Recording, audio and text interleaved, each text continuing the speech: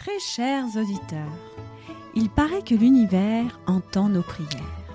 Lorsque nous savons les demander clairement, avec une foi incommensurable, nos prières sont souvent entendues. Parfois elles sont réalisées, mais parfois elles restent sans réponse. Rappelez-vous que dans l'univers, l'amour est inconditionnel. Et si on ne répond pas à vos demandes, c'est peut-être qu'en cet instant de votre vie, ce n'est pas bon et juste pour vous. Je vais vous raconter l'histoire de réalisations incroyables qui démontrent que la plupart du temps, l'univers est à nos côtés pour nous accompagner sur notre chemin. Bonjour à toi, j'espère que tu vas bien. Je suis très heureuse aujourd'hui de te retrouver pour te parler spécifiquement de la magie de l'univers. Alors je parle volontairement de magie parce que les histoires que je vais te raconter sont souvent très extraordinaires et lorsque notre cerveau n'arrive pas à comprendre ou à rationaliser, eh bien le mot qui est le plus approprié lors de ces histoires est souvent magie. Si tu écoutes en ce moment ce podcast, c'est certainement que tu crois en la magie de l'univers, en la magie de l'invisible et au fait que nos guides, Dieu, l'univers, appelons ça comme on le souhaite, nous accompagnent au quotidien et peuvent contribuer à notre bonheur.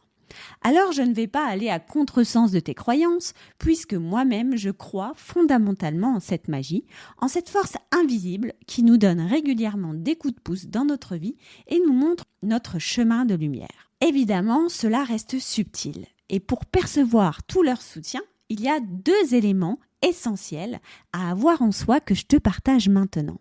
Le premier élément, c'est évidemment la foi. Avoir la foi, croire fondamentalement que ce monde existe, eh bien, va te permettre effectivement d'avoir encore plus de puissance dans tes prières et donc faire en sorte que ces prières puissent se réaliser. Le deuxième élément est l'ouverture. Alors, quand je te parle d'ouverture, je te parle de ce terme vraiment au sens large. L'ouverture d'esprit, évidemment, mais aussi l'ouverture de tous tes sens. Car comme tu le sais, le monde invisible se fait très discret dans son soutien. Et pour réussir à percevoir son aide, il faut être très observateur et très curieux. Si on ne possède pas ces qualités, ou plutôt ces facultés, qui sont évidemment, comme je le répète toujours, accessibles à tous, il est fortement possible qu'on ne perçoive pas le soutien de l'univers. Très souvent, lorsque j'accompagne des personnes, certaines me disent « Mais Betty, je comprends pas. J'ai bien fait toutes les prières que tu m'as recommandées, avec les rituels, mais j'ai pas eu l'impression d'avoir de réponse. » Mais en discutant avec la personne, eh bien on se rend compte que finalement, il y a une forme de réponse. Une réponse parfois très subtile ou une réponse négative. Et cette forme de réponse en est une, quoi qu'il en soit. Je me souviens de Magali, une des lumineuses de l'académie, qui me racontait cette histoire où elle avait fait une demande pour avoir davantage de trésorerie. Chef d'entreprise, elle se trouvait dans une impasse au niveau de ses finances et il devenait vital qu'elle ait un peu plus d'argent sur son compte pour pouvoir poursuivre ses prestations. Elle a donc fait une demande à l'univers en ce sens. Magali, après avoir fait cette demande, s'attendait à avoir davantage de clientes et donc avoir plus d'argent sur son compte professionnel. Mais l'histoire en a été tout autrement. Elle commençait à s'inquiéter car au bout de quelques semaines, il n'y avait pas plus de clientèle et sa trésorerie devenait catastrophique. Mais un matin, lorsqu'elle consulta ses comptes, elle a eu une grande surprise. 3 000 € étaient apparus comme par magie sur son compte. Alors non, ce ne sont pas les guides qui lui ont fait un virement express, mais c'était simplement un virement de son URSSAF qui avait fait une erreur de débit quelques mois en arrière. Alors comme tu le vois, sa demande a été exaucée, pas comme elle l'avait visualisé, mais d'une toute autre manière. Car très souvent, lorsqu'on fait une prière, on visualise une solution. Mais parfois, cette solution n'est pas accessible. Mais si cette demande est juste et bonne pour nous, alors tes guides vont faire en sorte que tu puisses y accéder, mais d'une manière plus abordable par rapport à ce que tu es en mesure d'avoir ou de faire dans l'instant présent. Et c'est en ce sens qu'il est important d'être observateur. Parce que là, dans cette situation, Magali aurait pu très bien se dire que sa demande n'avait pas fonctionné parce qu'elle avait visualisé une forme de réponse. Mais si sa prière avait été exaucée, puisque la demande d'avoir plus d'argent sur son compte avait été réalisée. Une autre histoire où la prière, là, n'a pas été exaucée, mais c'était juste et bon pour la personne. Comme je te le disais tout à l'heure, la forme négative de ta prière, où il n'y a pas de retentissement, où il n'y a pas de vœux qui soient exaucés, entre guillemets, est une forme de réponse de l'univers. Je vais te raconter l'histoire de mon beau-père qui a un magasin d'équitation et qui souhaitait vendre ce magasin pour partir en retraite. Sa décision avait été prise et il avait très envie de vendre rapidement son magasin. Alors il a demandé si je pouvais faire une prière pour lui. Ensemble, on a construit une intention et j'ai démarré un rituel pour que l'univers puisse répondre à sa demande. Je te précise ici qu'à chaque fois que je fais des demandes ou que j'apprends aux personnes, et spécifiquement lumineuses lors de la retraite, de faire des demandes à l'univers, je leur dis toujours, terminez toujours votre prière par « avec l'accord de l'univers pour mon bien et celui de tous ». Ça, c'est très important. Donc, je finis ma petite prière et mon rituel en disant « avec l'accord de l'univers pour son bien-être et celui de tous ». Au bout de quelques semaines, il me rappela et il me raconta qu'effectivement, il avait eu quelques visites pour cette vente, mais qu'elle n'avait pas abouti. Je lui rappelais donc que toutes les demandes qui étaient passées étaient toujours réalisées en fonction de ce qui était bon et juste pour la personne et que peut-être ce n'était pas le bon moment pour lui de vendre son magasin. Quelques jours après notre discussion, il est revenu vers moi et m'a confié qu'au fond de lui, il n'avait pas très envie de vendre. Il s'était rendu compte qu'en fait cet endroit, son magasin, était un exutoire pour lui et ça lui permettait de sortir de sa maison, de voir d'autres personnes et surtout de se sentir utile. Cette vente était plutôt stimulée par sa compagne, mais lui, au fond, aimait bien se trouver là. Alors certes, ça ne plaisait pas à sa compagne, mais pour lui, ce magasin lui apportait énormément, et ça, les guides le savaient. Alors cette demande, comme tu peux le constater, n'a pas été exaucée, mais a permis à mon beau-père de le faire cheminer sur ce qui était bon et juste pour lui à cet instant de sa vie.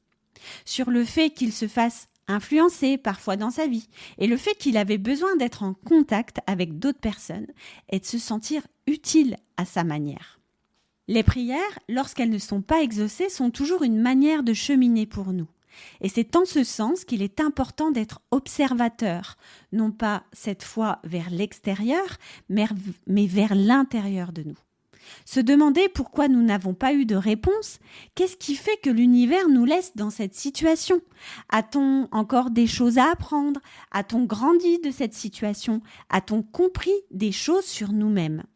Lorsque tu fais une prière, qu'elle soit exaucée ou non, il y a toujours énormément à apprendre sur soi et sur ce qui nous entoure. Pour terminer cet épisode, je vais te raconter mon histoire. Cette prière si puissante qui m'a accompagnée dans ce que je suis aujourd'hui. Il y a un peu plus d'1 an, j'ai décidé avec ma famille de quitter la région parisienne dans laquelle je me sentais étouffée. J'avais vécu ici pendant 17 ans dans mon ancienne identité d'enseignante. Il était évident pour moi que je quitte cette région car elle me rappelait trop cet ancien moi et pour incarner ce que je souhaitais en profondeur, il devenait vital de changer d'environnement. À chaque fois que je me promenais, je rencontrais d'anciens élèves, d'anciens parents qui me rattachaient à ce passé et qui me freinaient dans mon ascension de manière inconsciente. La Bretagne a été un réel coup de foudre pour ma famille.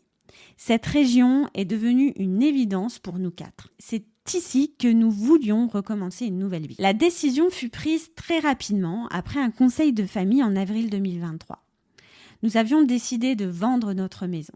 La conjoncture actuelle faisait que les ventes étaient très difficiles à ce moment-là, alors il me semblait juste de faire une prière à l'univers pour pouvoir vendre notre maison rapidement et vivre en Bretagne le plus vite possible pour accéder à notre nouvelle vie. Toutes les personnes autour de moi me disaient que ça allait être difficile de vendre puisque le marché était cher, qu'il y avait peu d'acheteurs dans notre secteur. Alors, comme je te le disais tout à l'heure, ce qui est très important dans toutes tes démarches, dans tout ce que tu fais, c'est d'avoir la foi. Et me concernant, j'ai une foi immense en l'univers et je sais pertinemment que ce qui est bon et juste pour moi se réalisera. Alors, peu importe ce qu'on pouvait me dire, j'ai décidé de faire une prière pour vendre ma maison rapidement. Nous l'avions mis sur les petites annonces et nous n'avons eu aucun appel. Mais à peu près 15 jours de cette mise en vente, Mon fils qui rentre du collège me dit un jour, « Maman, j'ai trouvé un acheteur. » Alors Geoffrey, mon mari, et moi, on éclate de rire, évidemment, et on croit qu'il nous fait une blague. Et il nous dit « Mais non, maman, je te jure, je te dis qu'il y a des gens qui sont intéressés pour l'achat de notre maison. » Bénéfice du doute, on commence à l'écouter et il nous raconte qu'il a parlé de la vente de notre maison et du désir qu'on parte en Bretagne à ses amis. Et ses amis lui disent « Mais waouh, c'est génial parce que mes parents, ils cherchent une maison justement dans le secteur où tu es. » En fait, ces gens étaient des personnes qui habitaient au bout de notre rue et ils étaient en location avec leurs 2 garçons qui avaient l'âge de mon grand, Lucas, depuis un certain temps.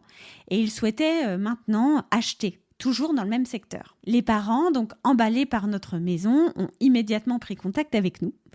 Et suite à cette conversation complètement hasardeuse entre mon fils et ses amis, la vente de notre maison s'est faite en 15 jours. Donc voilà la première partie de mon histoire concernant la Bretagne et le fait que mes prières soient exaucées. Mais ça ne s'arrête pas là. La maison a donc été vendue et il est donc important à ce moment-là que nous trouvions une autre maison en Bretagne parce qu'on a très envie de partir. Et puis en plus, la vente de notre maison est faite, donc on doit partir rapidement. Et donc, on part une semaine en Bretagne en vacances dans le secteur afin de trouver un bien. On écume plusieurs agences qui nous partagent que la recherche de location est très, très difficile dans ce secteur.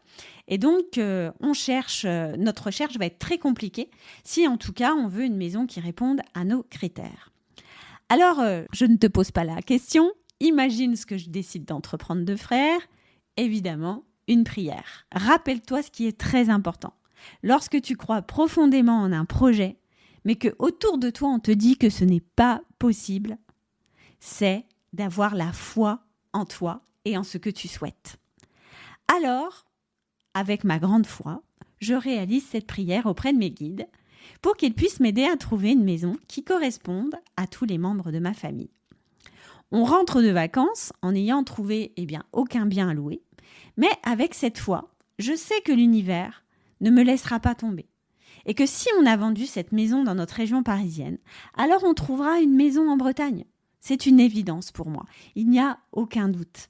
Et ça, c'est aussi important. Lorsque tu mets des doutes dans tes souhaits, tu parasites tes prières. Et lorsque tu y crois profondément, que cette foi est immense en toi, c'est comme si tu avais un tunnel de lumière qui était limpide. Et là, tes guides t'entendent davantage. Quelques jours après notre retour, un agent immobilier que nous avions rencontré lors de notre escapade bretonne rappelle mon mari pour savoir si on a trouvé quelque chose. Alors, d'abord, on a trouvé le geste hyper bienveillant et il nous raconte que notre histoire l'a touché. Et donc, il décide de nous proposer d'aller contacter une personne que lui connaissait très bien, mais qu'il conseillait pas à tout le monde. Cette personne est responsable de nombreuses maisons locatives et elle travaille pour des propriétaires. Mon mari l'appelle et cette femme, au premier abord, fut assez étonnée puisqu'elle nous explique que les gens qui la contactent sont issus souvent de bouche à oreille. Et donc, quand on lui explique un petit peu l'histoire, elle dit « Ok, je comprends un peu mieux. » Et justement, ça tombe très bien parce que j'ai une maison qui vient de se libérer. Et cette maison, je peux te garantir que ce n'est pas n'importe quelle maison. Et c'est là, précisément, que tu entrevois la magie et l'extraordinaire. Dans ma demande, j'avais précisé une maison qui soit juste pour nous et qui puisse correspondre à chaque membre de notre famille. Que cette maison puisse nous aider dans notre entreprise, à nous expandre et aussi à mes enfants de trouver le bonheur dans cette région. La maison qu'elle nous proposa est celle dans laquelle je vis actuellement. Une maison de 150 mètres carrés, à 50 mètres de la mer, neuve, juste là où on peut poser nos meubles. Et là, je peux te dire que même si je suis très connectée à l'univers, j'ai eu du mal à y croire. Nous allions avoir une maison en bord de mer. Le truc incroyable. Même dans ma prière, j'ai même pas pensé à ça. C'est à ce moment-là précis que j'ai senti que j'étais accompagnée, que les guides étaient à mes côtés, qu'ils me soutenaient dans ma démarche et qu'ils me montraient que j'avais fait le bon choix. Je suis très très reconnaissante de la manière qu'ils m'accompagnent au quotidien. Et cette foi que j'ai est aussi issue de tous les cadeaux qu'ils ont pu me faire depuis que je me suis connectée à eux. Alors oui, parfois il n'exauce pas mes prières, mais je sais profondément que lorsque je n'ai pas de réponse, c'est bon et juste pour moi. Qu'il y a quelque chose à apprendre de cette non-réponse et que j'ai encore à grandir sur certaines choses avant d'obtenir ce que je souhaite. Comme tu peux le constater, au travers des histoires que j'ai pu te partager dans cette chronique, l'univers est toujours là pour t'accompagner. Il te soutient dans ton quotidien, te montre ton chemin de lumière. La prière est un outil très très puissant pour communiquer avec lui et comprendre ce qui est bon et juste pour toi. Plus tu vas prier, plus tu vas te sentir soutenu et aimé. L'invisible est d'un soutien incommensurable. Lorsque tu te sens seul ou démuni, sache que cette puissance est toujours là, à tes côtés. Je t'invite donc à te prier dès que tu en as envie, dès que tu en ressens le besoin, et observe simplement ce qui se passe en toi lorsque tu parles directement à l'invisible. J'espère que cette chronique t'a plu et que peut-être cela va te donner envie de prier un peu plus. Si tu veux en savoir plus sur la communication avec l'au-delà, je t'invite à télécharger la ressource offerte sous ce podcast. Et tu peux aussi me rejoindre si tu le souhaites sur mes différents réseaux sociaux, Betty Brochet, âme. Je te dis à très très bientôt pour une nouvelle chronique.